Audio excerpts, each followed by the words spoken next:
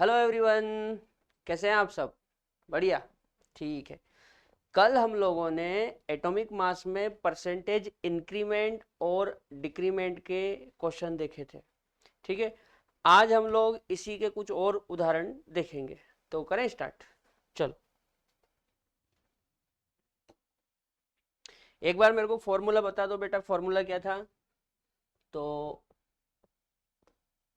Percentage increment और decrement equal to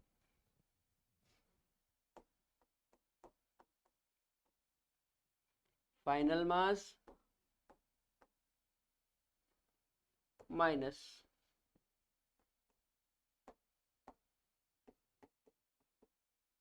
initial mass बटा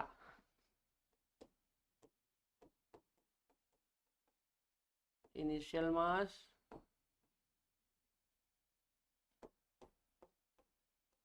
into 100। ठीक है। परसेंटेज इंक्रीमेंट निकालना हो या परसेंटेज डिक्रीमेंट निकालना हो, मतलब वृद्धि निकालना हो या हानि निकालना हो, तो दोनों ही कंडीशन में फॉर्मूला यही लगेगा, final mass minus initial mass upon initial mass into 100। Final mass मतलब बाद वाला, इनिशियल मास मतलब पहले वाला। ठीक है। चलो कुछ उदाहरण से देखें।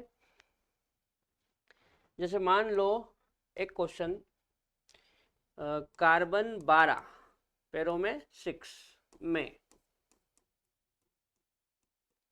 प्रोटॉन की संख्या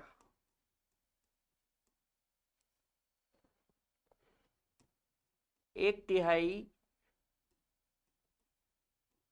कर दी जाए तो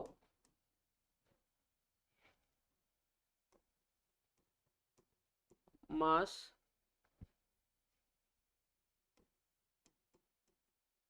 तो एटॉमिक मास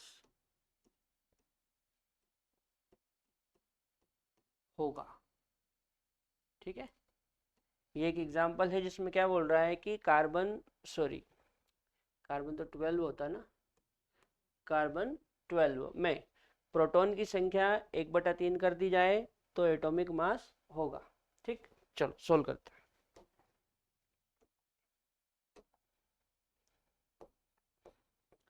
तो सबसे पहले तो बेटा ये जो हमको दिया गया है इसी के बारे में हम बात करते हैं। ठीक है। आप मेरे को ये बताओ कि इसमें प्रोटॉन कितने हैं? देखो, इलेक्ट्रॉन का मास में कोई लेना देना नहीं होता है। इलेक्ट्रॉन का मास से कोई लेना देना नहीं होता है। ठीक है। तो हम केवल प्रोटॉन और न्यूट्रॉन की बात करेंगे। तो प्रोटॉन कितने? प्रोटॉन होते हैं जेड के बराबर, और जेड कितना? 6। अच्छा, न्यूट्रॉन का? तो न्यूट्रॉन होते हैं ए माइनस जेड। ए कितना? 12 और जेड कितना? 6 इक्वल टू 6। और एटॉमिक मास?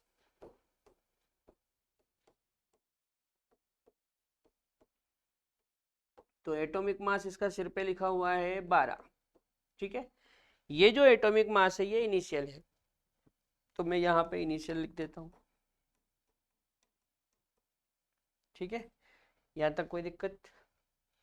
जो कार्बन 12 है हमारे पास, उसका एटॉमिक नंबर 6 है, तो प्रोटॉन 6 हो गए।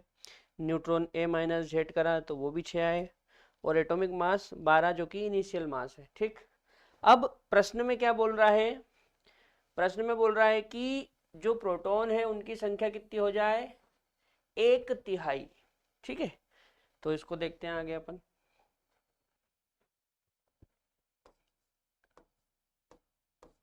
प्रश्नानुसार प्रश्नानुसार प्रोटॉन के बारे में क्या बोल रहा है कि प्रोटॉन की संख्या हो जाए 1/3। यही बोल रहा है,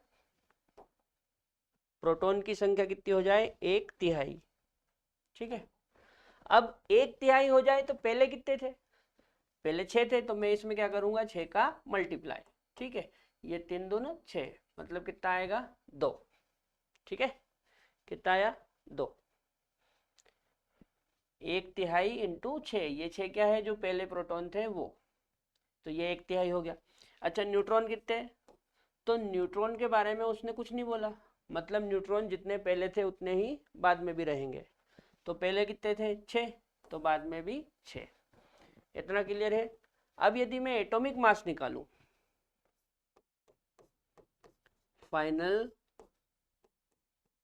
एटॉमिक मास, तो ये क्या हो जाएगा, प्रोटॉन प्लस न्यूट्रॉन। प्रोटॉन कितने 2, न्यूट्रॉन कितने 6, तो टोटल कितने हो गए 8।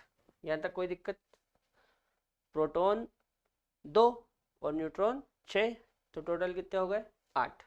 अब देखो एक बात समझो आप, पहले इसका जो मास है वो कितना है,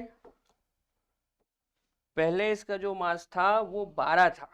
कितना था 12, जबकि बाद में कितना हो गया, पहले 12 था, बाद में कितना हो गया, बाद में हो गया 8। इसका मतलब एटॉमिक मास कम हो गया, यानी कि एटॉमिक मास में कमी हुई है। तो मैं क्या निकालूंगा, परसेंटेज डिक्रीमेंट। तो परसेंटेज डिक्रीमेंट इक्वल टू क्या हो जाएगा, final mass minus initial mass upon initial mass into 100। चलो यहाँ कर ले, फाइनल मास कितना 8, इनिशियल कितना था 12 अपॉन 12 इंटू 100। 12 में से 8 जाएगा तो 4/12 इंटू 100। ठीक है, अच्छा ये माइनस का आएगा यहाँ पे। अब 4 तिया 12, 1/3 इंटू 100। इस 3 से जब आप 100 को काटोगे तो ये लगभग लगभग 33.33 ऐसा कुछ आएगा।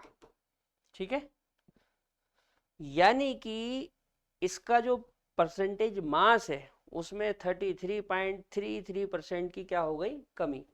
यहाँ पे ये जो माइनस चिन्ह है ये कमी को बताता है, काय को बताता है, कमी को। ठीक है, एक बार आप ये नोट कर लो।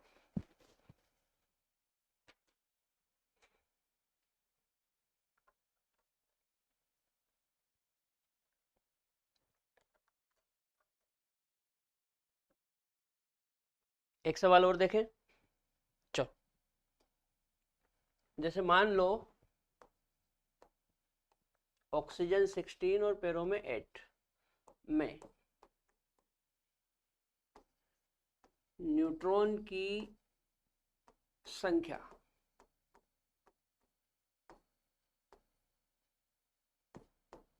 1/4 हो जाए तो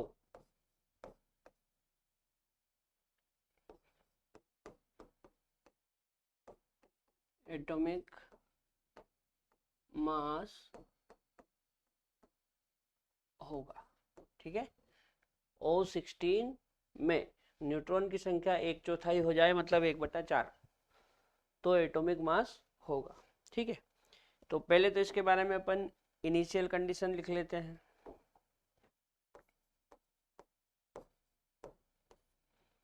O16 और यहाँ पे 8।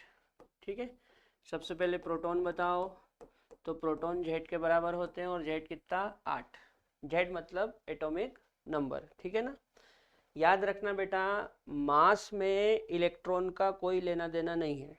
ठीक है, मास प्रोटॉन और न्यूट्रॉन के कारण होता है, इसलिए इलेक्ट्रॉन को देखने की जरूरत नहीं है। तो प्रोटॉन 8, अच्छा न्यूट्रॉन कितने हो जाएंगे, तो A minus Z equal to 16 minus 8 equal to 8।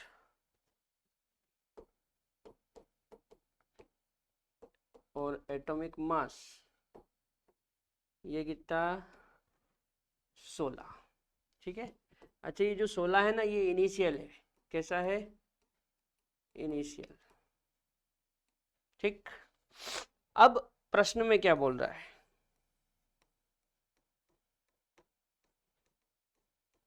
प्रश्नानुसार प्रश्न में वो बोल रहा है कि जो न्यूट्रॉन है उनकी संख्या 1/4 हो जाए। न्यूट्रॉन की संख्या कितनी हो जाए, 1/4। अब 1/4 तो हो जाए, लेकिन किसकी, तो जो संख्या पहले थी उसकी 1/4। तो पहले कितनी थी, पहले थी 8। तो 8 का 1/4 कैसे निकालेंगे, तो 1/4 इंटू 8, ये 4 से काटेंगे तो कितना आएगा, 2। ठीक है। अच्छा, प्रोटॉन, प्रोटॉन के बारे में कुछ नहीं बोला, मतलब जो पहले थे वही बाद में भी रहेंगे। तो कितने हैं, 8, तो बाद में भी कितने रहेंगे, 8। यहाँ तक कोई दिक्कत, आगे बढ़े। अब एटॉमिक मास कितना हो जाएगा, तो final atomic mass equal to proton plus neutron. Proton कितने, 8, न्यूट्रॉन कितने, 2, तो टोटल कितने हो गए, 10। ठीक है।